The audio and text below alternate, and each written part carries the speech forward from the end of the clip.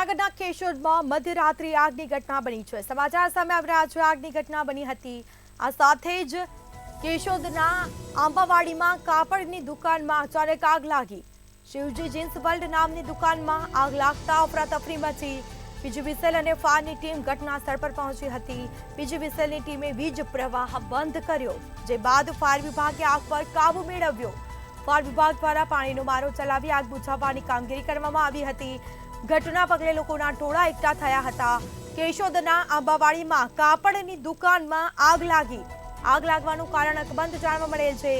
પીજીવીસીએલની team પણ પહોંચી, fire વિભાગની ટીમ પણ પહોંચી હતી, જે બાદ પીજીવીસીએલની ટીમ દ્વારા વીજ પ્રવાહને બંધ કરવામાં આવ્યો અને ફાયર વિભાગ દ્વારા પાણીનો મારો ચલાવી આગ બુઝાવવાની કામગીરી કરવામાં આવી હતી।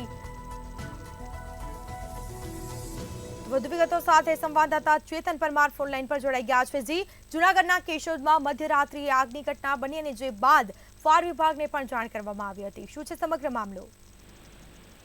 સ્મિતા, જરૂરથી આપને જણાવી દઉં તો કેશોદમાં જે મધ્યરાત્રિએ જે આગની જે ઘટના જે બની હતી, કેશોદના જે આંબાવાડી વિસ્તારમાં જે કાપડની જે દુકાન છે તેમાં જે આગની ઘટના જે બની હતી અને જો વાત કરવામાં તો આંબાવાડી વિસ્તારની જે આ ઘટના છે કેશોદની, અને આગની ઘટનાથી જે પીજીવીસીએલ અને ફાયર ટીમ પણ જે ઘટના સ્થળે પહોંચી હતી।